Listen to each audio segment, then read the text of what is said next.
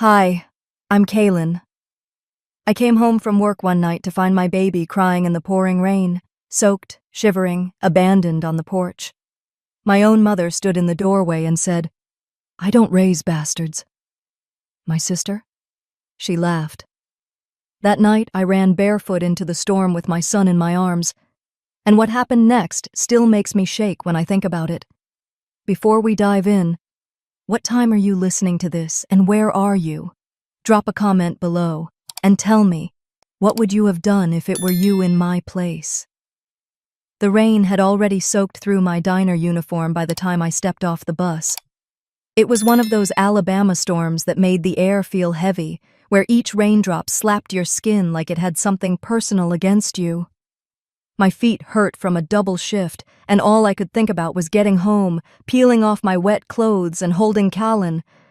But when I turned the corner to our street, my heart stopped. There he was. My baby, my little boy, sitting on the front porch steps, wrapped in that yellow knit blanket I'd made with my own hands during those sleepless nights of pregnancy, now soaked through like a rag left in the gutter. His tiny face was red, his cries swallowed by the pounding rain. For a second, I couldn't move. Then my bag slipped from my shoulder, hitting the ground with a splash, and I ran. "Kaylin!" My voice cracked as I scooped him up, his small body trembling against my chest. He was freezing, drenched to the bone. My hands were shaking as I pulled that blanket tighter, as if my love alone could make up for the cold and the neglect. "Mama's here, baby. I've got you. I've got you." And then I heard her voice. "Well, look who decided to come home." I turned. My mother stood in the doorway, arms crossed, that same scowl she wore when I was 12 and brought home a report card with one C. Marvette. The name alone carried weight in this house, but not the good kind. "What the hell, Mama?" I shouted over the rain. "How could you leave him out here? He's a baby! My baby!" Her expression didn't change. "I told you, Kaylin," she said, her voice cool and cutting, like we were discussing trash left out too long. "I don't raise bastards. You brought shame into my house. Now live with it." The words sliced deeper than the rain ever could. And then Thessaly appeared, leaning against the doorframe like she owned the place. My older sister. Perfect Thessaly, with her flawless hair and smirk that could curdle milk. "Serves you right," she said, her voice dripping with satisfaction. "You filthy little whore." I blinked through the rain, disbelief giving way to fury. "He's your nephew, Thess. He's a baby." She tilted her head, unbothered. "You should have thought of that before you spread your legs for some nobody." Actions have consequences. My face burned. It wasn't the first time they'd tried to break me. But this was different. They didn't just reject me, they rejected my son. I tightened my hold on Kaylin, his tiny fingers gripping my shirt as if he knew I was the only safe thing left in his world. "Get out," Marvette said simply, like she was asking me to pass the salt. My jaw dropped. "What? You want to raise that child? Do it somewhere else, not under my roof, not in my house." "I have nowhere else to go." My voice cracked, but I wasn't pleading for myself. It was for Kaylin. "He's just a baby. You don't have to do this." But she'd already turned away. Thessaly's laugh followed her, sharp and mocking, and then, slam. The door closed in my face. The porch light went out. It was just me, my son, and the storm. For a moment I stood frozen, raindrops mingling with the tears I wouldn't let fall. All those years of trying to earn a place in this family, of hoping that one day I wouldn't be the disappointment. And here I was, barefoot, shut out. With nothing but my child in my arms and the yellow blanket between us and the world. I whispered into his damp hair, "I've got you, baby. Mama's here. We'll be okay." I didn't believe it yet, but I had to make him believe it. I stepped off the porch, my feet sinking into puddles, my body running on pure instinct. I didn't know where I was going. Just away. Away from that house, those voices, that pain. Streetlights blurred in the rain, glowing halos over empty streets. Each step felt heavier than the last, but I kept moving. And then came the blinding headlights.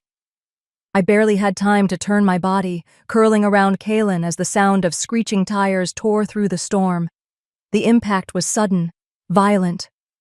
My breath left my body as I hit the asphalt, pain radiating from my side, my arms locked tight around my baby. I didn't let go of him. Through the pain, through the rain, I only felt his tiny fingers clinging to me. The last thing I saw before everything went black was a shadow bending over me, rain dripping from his sleeves, his voice loud and urgent, calling my name like he knew me. When I opened my eyes again, the world felt too bright. The rain was gone, replaced by harsh fluorescent lights that hummed above me. For a moment, I didn't know where I was, or why my body felt heavy, each breath like it belonged to someone else. Then it hit me like a punch to the chest. Kaylin! I tried to sit up, the room spinning so hard I nearly collapsed back against the pillow. My ribs ached, my head throbbed, but none of that mattered. Where's my baby? My voice cracked, desperation scraping my throat. He's right here. A deep, steady voice cut through the fog, pulling my attention to the corner of the room. And there he was, my Kaylin. My little boy was sleeping in a clear bassinet beside me, swaddled tight in a dry blanket, his yellow blanket. That stupid, precious blanket I thought I'd ruined when I dragged him into the storm. He was warm, safe, his tiny chest rising and falling like none of the nightmare outside had touched him. Relief flooded me so hard it burned. My hands trembled as I reached out, letting my fingers brush against his soft, bundled form. Tears came before I could stop them. Not the ugly sobs I'd learned to choke back over the years, but quiet, exhausted tears that slipped out anyway. You're awake. I turned toward the voice. The man in the corner wasn't what I expected. He wasn't a cop or a doctor or some random passerby. He looked deliberate. Mid-30s, tall, with dark hair combed back like he actually cared about appearances, though his rolled-up sleeves and scuffed, rain-soaked shoes told another story. He sat like someone who didn't quite belong here, but wasn't leaving until he was sure I was okay. I'm Donovan, he said simply, standing and moving closer. I'm the one who hit you. The words landed hard, but before I could react, he added, but I couldn't leave you there. You and your baby are safe now. My voice came out thin. Why would you stay? He didn't hesitate. Because no one should be lying in the rain with a baby in their arms. I stared at him, unsure what to make of him. He didn't look like the kind of man who stopped for strangers in the middle of a storm. He looked like the kind of man who drove past, too busy, too important. But here he was.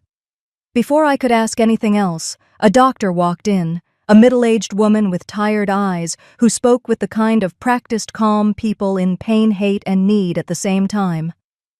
Kaylin, she said, glancing at the chart in her hand.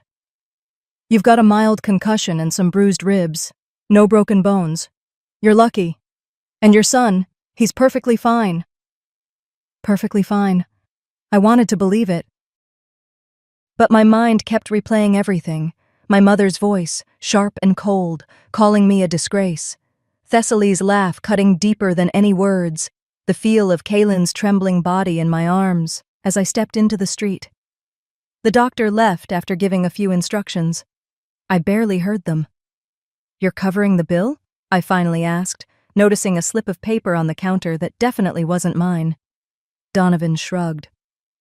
It's taken care of. I didn't ask you to do that. He met my gaze evenly. You don't owe me anything. This is just what's right. I didn't know how to answer that. I wasn't used to kindness without a price. I watched him for a long moment, trying to place him. His clothes, his composure.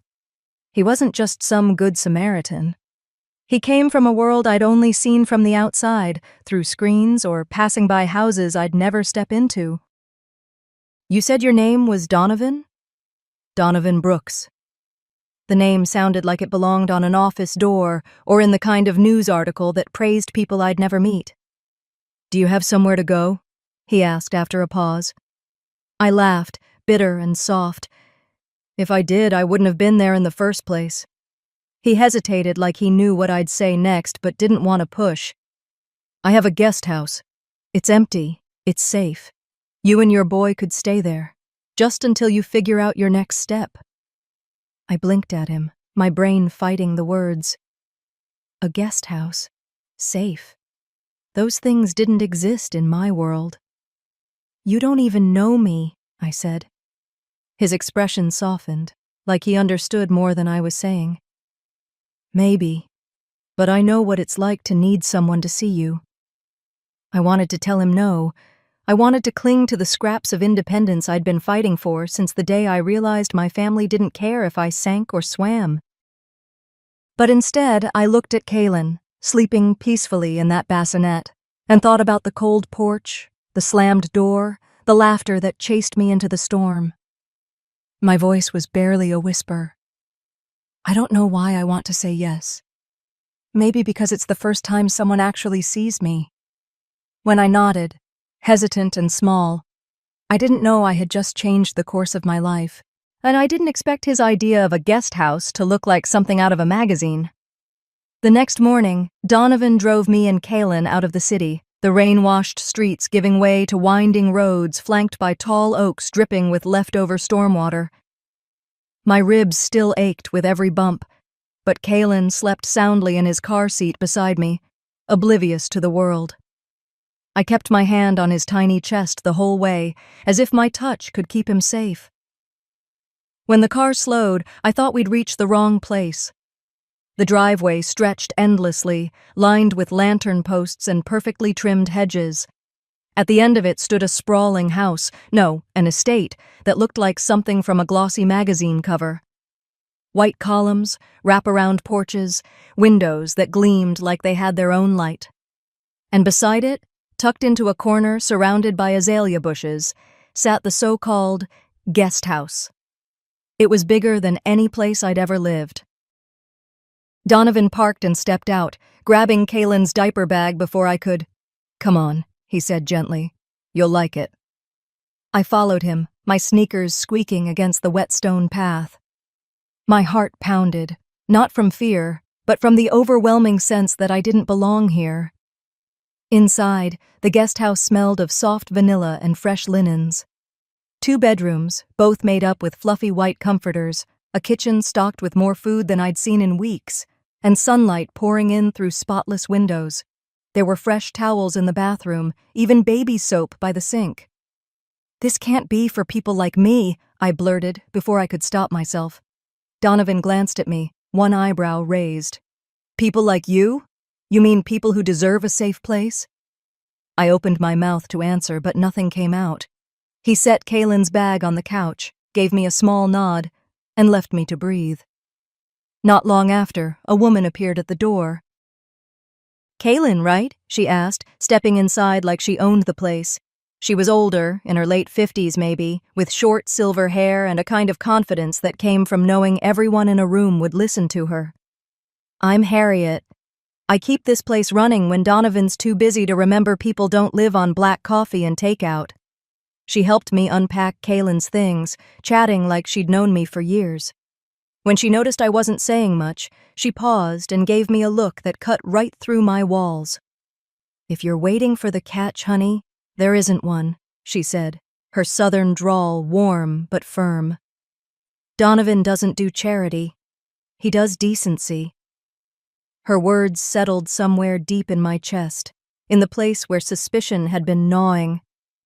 By evening, Donovan came back carrying groceries and a bag full of diapers and baby wipes. Figured you might need these, he said casually, setting them on the counter. I stared at the bags, then at him. Why are you doing this? He leaned against the counter, arms crossed. because once someone gave me a hand when I had nothing, and I promised myself I'd pay it forward. That was the first time I saw him differently, not as a man who pitied me, but as someone who'd been in the trenches too. That night, after Kalen finally fell asleep, I stood by the window, holding his yellow blanket. It smelled like hospital detergent now, but it still carried the weight of last night, the porch, the rain, my mother's voice echoing in my head like a curse I couldn't shake. You brought shame into my house. Even here, in a place that felt like a dream, those words clung to me. Donovan stopped by before leaving for the night. He noticed me by the window and said quietly, "One day, you're going to realize you deserve more than survival, Kalen." I wanted to believe him, I really did, but all I could do was nod. For the first time in months, Kalen slept soundly. I wish I could say I did too.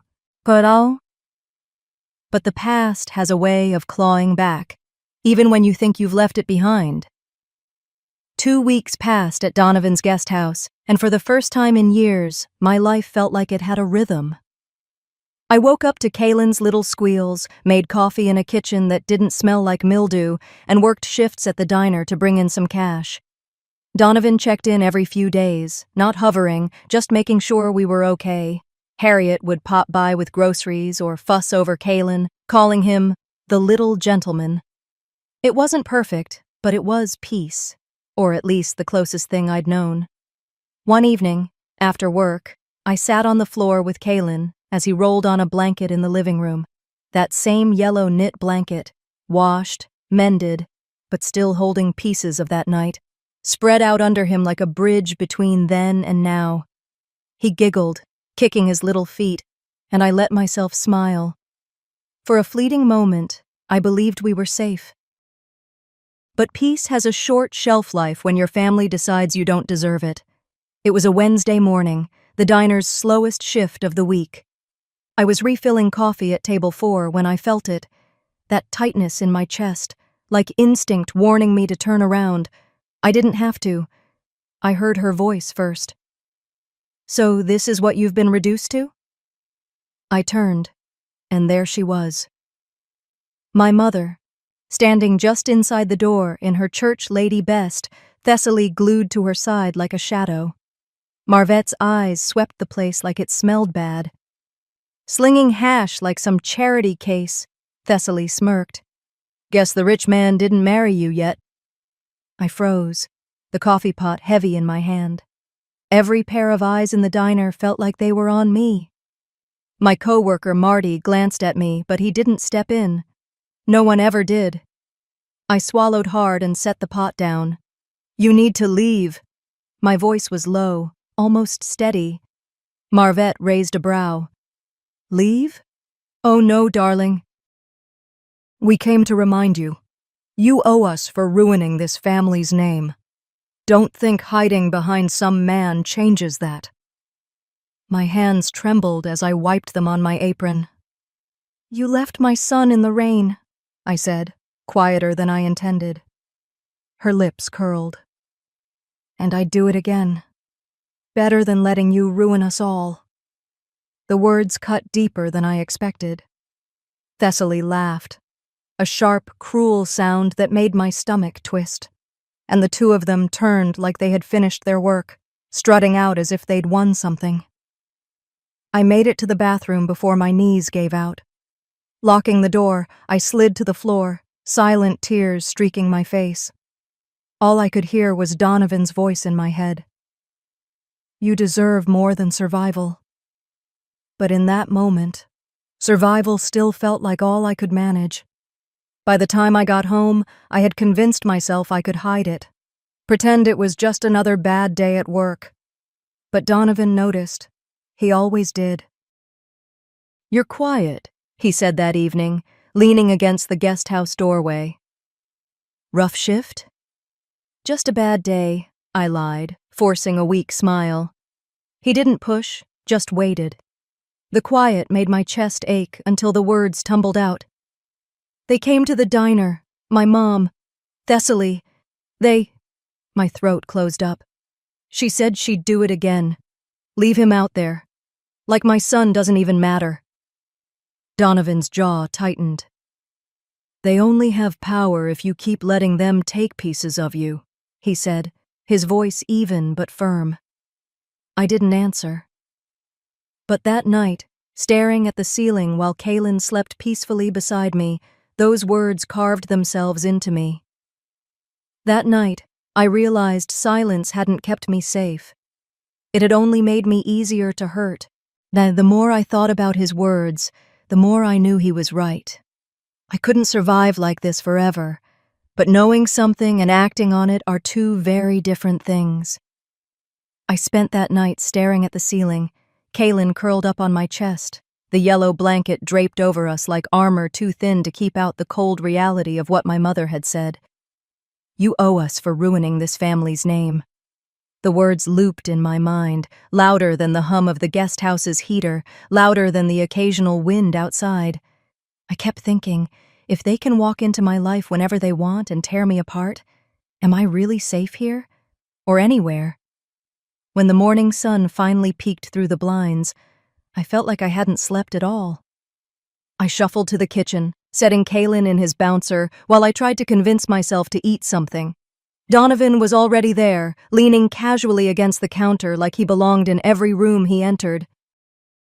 He didn't say anything at first, just looked at me, his expression soft but observant. You look like you've been up all night, he said finally. I gave a humorless laugh. That obvious?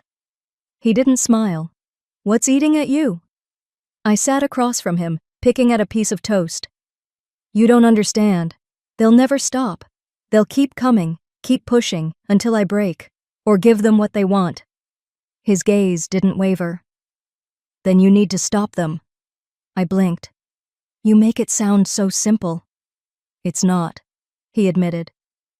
But you can't keep living like you're waiting for the next blow. You have rights, Kaylin. If you want, I can give you my lawyer's number. Just talk to him. No strings attached. The words hung between us. I wanted to tell him I wasn't ready, that I didn't want to owe anyone more than I already did. Instead, I nodded slowly, tucking the idea away for later. Later came faster than I expected. The next day, I strapped Kaylin into his stroller and walked to the Birmingham Public Library. The cold air bit at my face, but it felt good, like it cleared some of the fog in my head. Inside, the quiet hum of the library felt almost sacred. I sat at one of the computers with Kaylin beside me and typed in words I never thought I'd search. Protective orders in Alabama, custody rights for single mothers, how to stop family harassment. It felt strange, empowering even, to be learning instead of just reacting. Each article, each legal term I tried to make sense of, felt like a tiny shield forming around me and my son. Maybe, I thought, I could build a life where they couldn't touch us. That night, after I put Kaylin to sleep, I stared at my phone for nearly 20 minutes before typing a message I never imagined sending. Don't come near me or my son again. This is your only warning. My fingers trembled as I hit send. The reply came faster than I expected. You think you can threaten me? You'll come crawling back. You always do. I stared at the screen for a long moment, and then I deleted the message. No tears, no shaking, just calm. Later that night, Donovan knocked on the guest house door. I'd been poring over printed legal documents, highlighting things I didn't fully understand yet, but wanted to. He glanced at the papers spread out on the coffee table and raised an eyebrow. You've been busy, he said.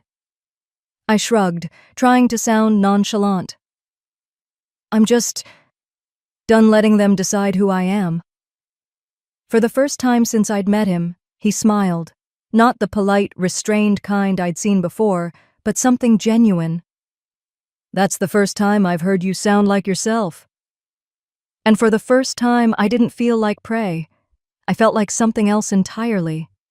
But when you push back against people who thrive on control, they don't take it lightly. A week passed after I'd sent that message to my mother. For a few days, nothing happened. It was almost enough to make me think she'd finally backed off.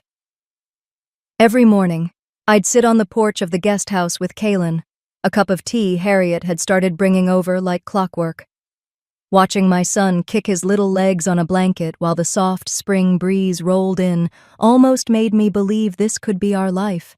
Quiet, safe, ours. That illusion shattered with a knock at the door. I wiped my hands on my jeans and opened it, expecting Harriet with her usual sassy one-liner. Instead, a man in a suit stood there holding a large envelope. "Kaylin Price?" he asked flatly. "Yes?" He handed me the papers and didn't wait for me to invite him in. "You've been served," he said, before walking back toward his car like this was just another Tuesday. My hands shook as I tore open the envelope. It didn't take long to understand. Marvette had filed for grandparent visitation rights. I felt the floor drop out from under me.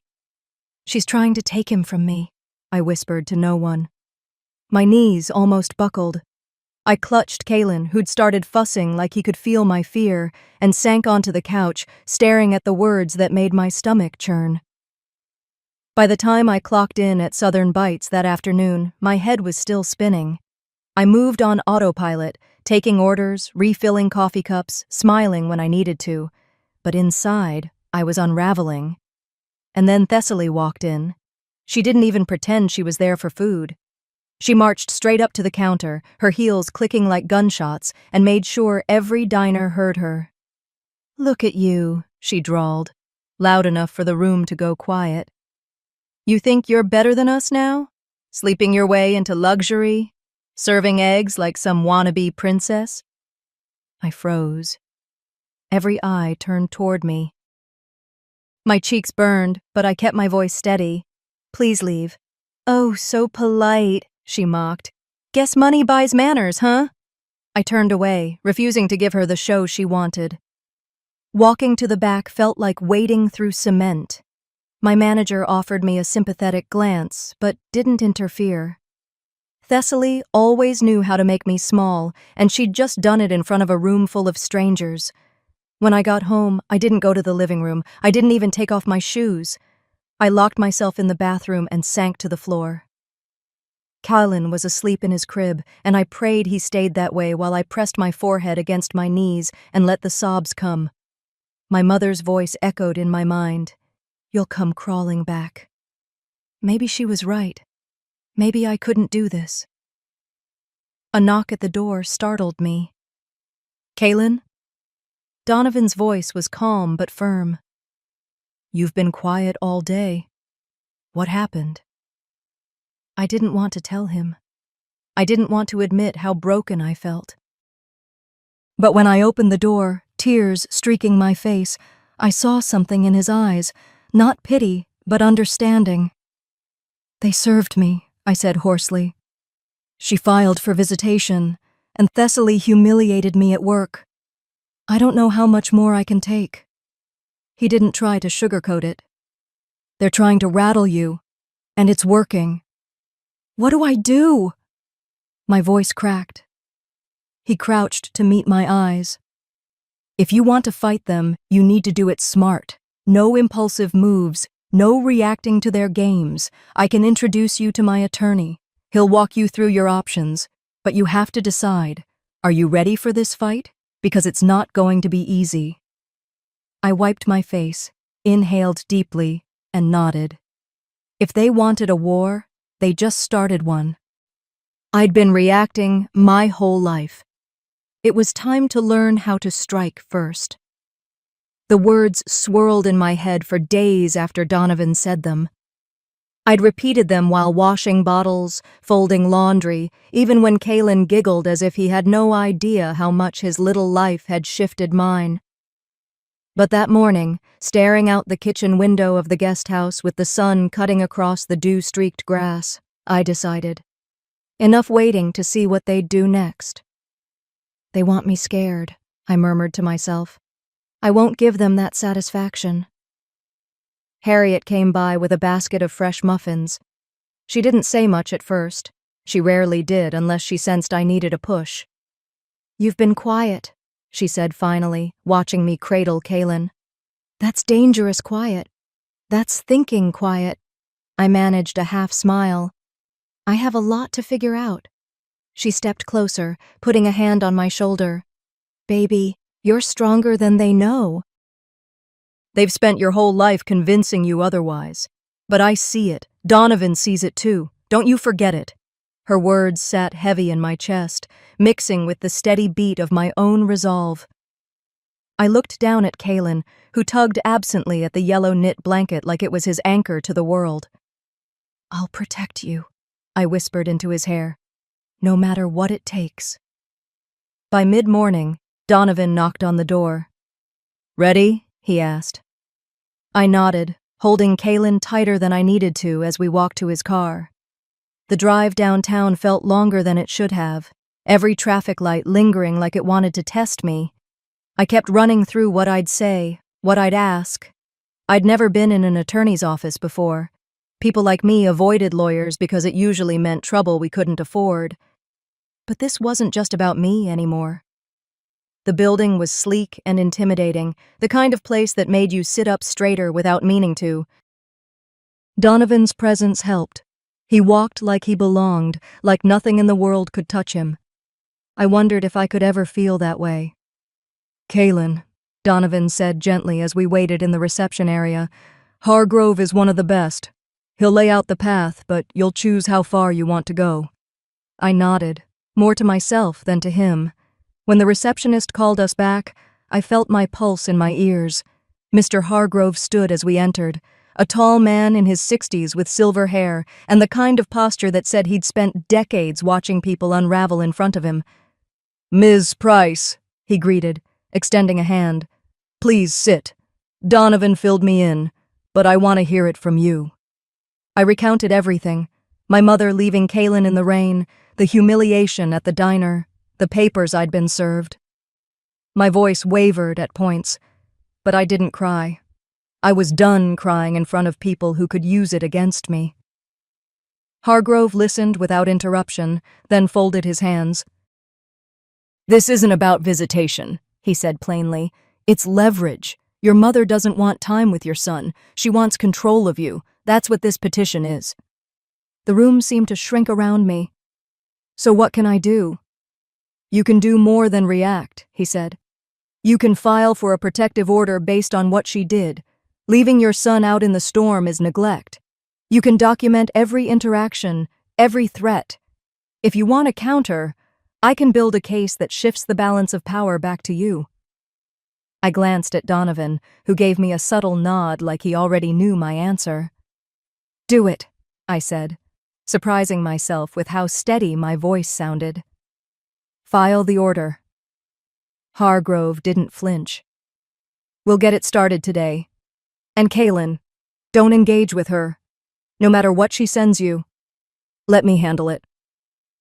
Walking out of that office, I felt something I hadn't in a long time. Taller, heavier in the best way, like my feet were finally planted. Donovan didn't say much in the car, but I caught the slight curve of a smile as he drove. That evening, I sat at the small desk in the guest house while Kaylin slept, flipping through the copies of the paperwork Hargrove had given me. My hands trembled less now. I wasn't just bracing for impact anymore. I was bracing to hit back. The buzz of my phone cut through the quiet. An unknown number. I opened the message. You think you're untouchable? Watch your back. My blood ran cold. I didn't need a signature to know who it was from. I set the phone down without replying. Donovan found me staring at the screen when he came by to check on us. I showed him the message. They're rattled, he said simply. That's good. It means you're winning. I swallowed hard. It means the war has really started. I wasn't their victim anymore. I was their opponent. But when you corner people like my mother, they don't back down. They come for blood. The courthouse smelled like old paper and polished wood, a strange mix of permanence and performance. As Donovan, Mr. Hargrove, and I walked through the wide glass doors, I felt every eye on me, even if they weren't actually looking. My stomach twisted so tight I thought I might be sick, but I kept my chin up. This was my fight now.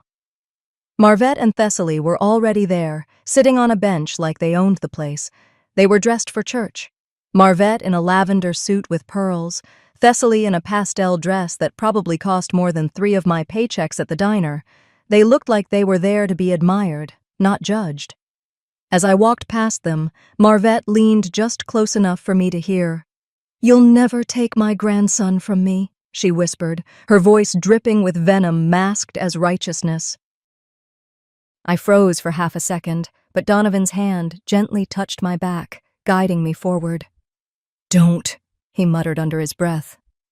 I didn't. Inside the courtroom, the air felt heavy. Marvette sat across from me at the long wooden table, her lawyer, an older man with the same smug air she carried, shuffling papers like this was routine.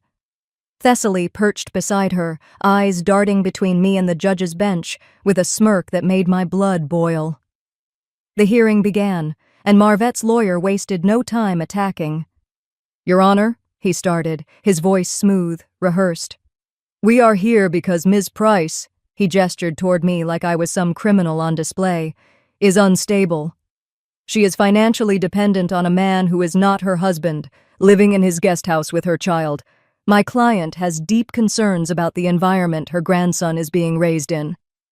It only got worse from there. Thessaly testified next, lying through her teeth without even blinking.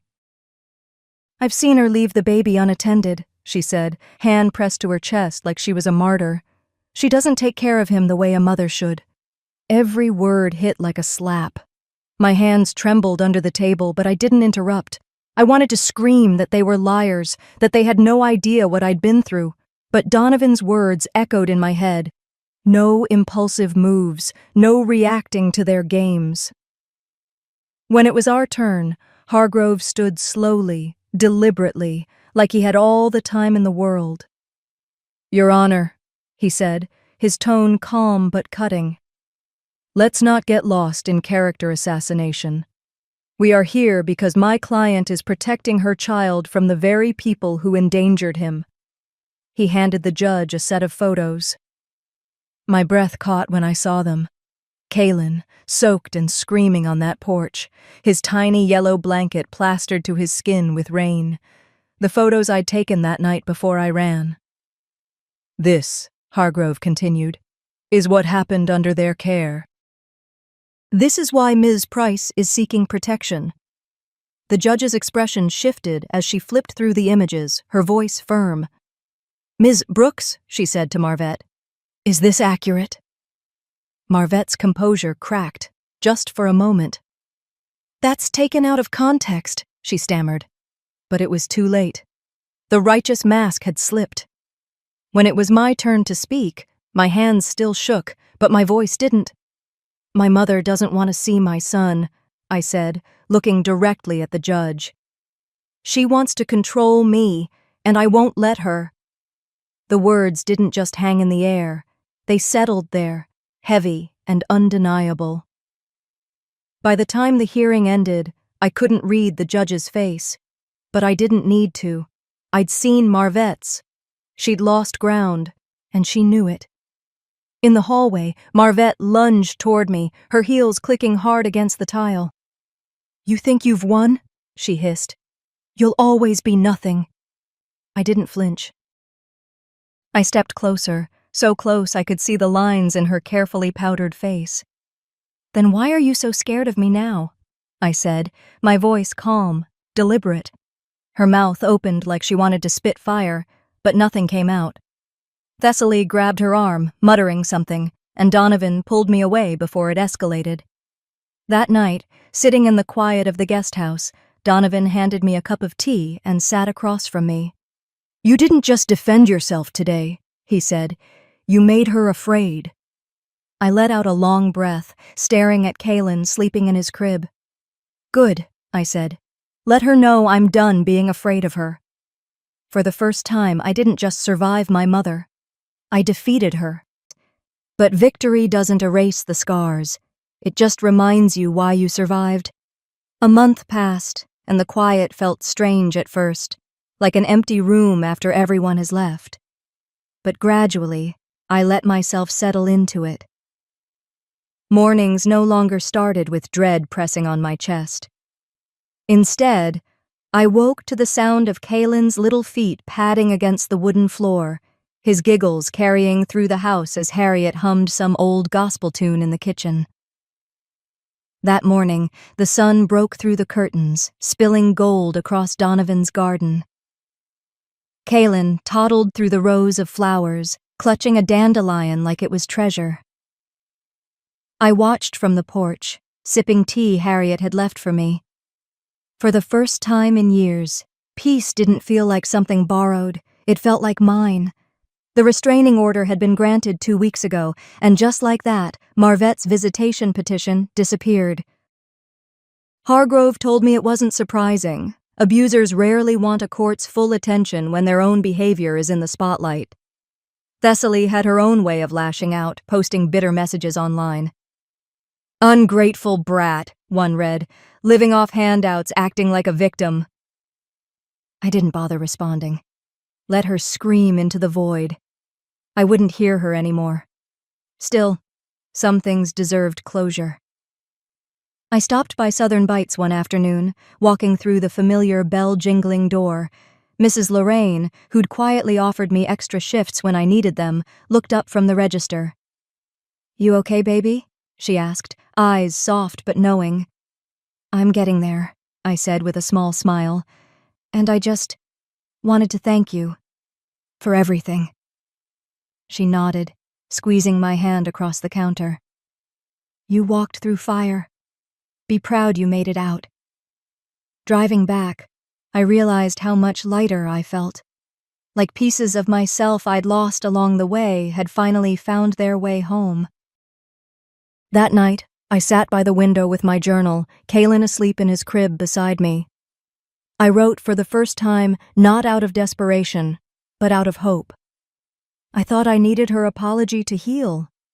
I don't. My healing is mine now. I wrote about breaking the cycle for Kalen, about never letting him grow up believing love was control or that family meant enduring abuse in silence. Later, my phone buzzed with an out-of-state number. Malik, my little brother. "Hey," I answered, my heart catching. "Hey, Kay." His voice had deepened, but I could still hear the boy who used to trail me around the yard. "I just wanted to say I'm proud of you. I saw what happened in court." Tears stung my eyes. "I'm proud of you too, Malik. You're doing great things." It wasn't reconciliation with Marvette. It didn't erase everything, but reconnecting with him felt like proof that I could still have family, real family, without the pain attached. Later that evening, I picked up the blue blanket, the same one Kalen had been wrapped in the night my mother left him crying in the rain. I held it against my chest, tracing the worn edges. "We made it, baby," I whispered, glancing at him as he slept soundly. "We're not in the rain anymore." It didn't hurt to hold it now. It didn't feel like a wound. It felt like proof. Proof that we survived. The screen door creaked, and Donovan stepped out onto the porch. "You okay out here?" he asked, his voice low, easy. "Yeah," I said, setting the blanket on my lap. "Just thinking." He leaned on the railing beside me, watching the sun set behind the trees. Kalen's laughter floated from the yard, Harriet chasing him with a plastic ball. "You've come a long way," Donovan said. I nodded. "They left me in the storm," I murmured. "But I built my own shelter, and in it, we are finally safe." The air was still, but for once, I didn't feel the need to fill it with words. "The storm didn't break me, it made me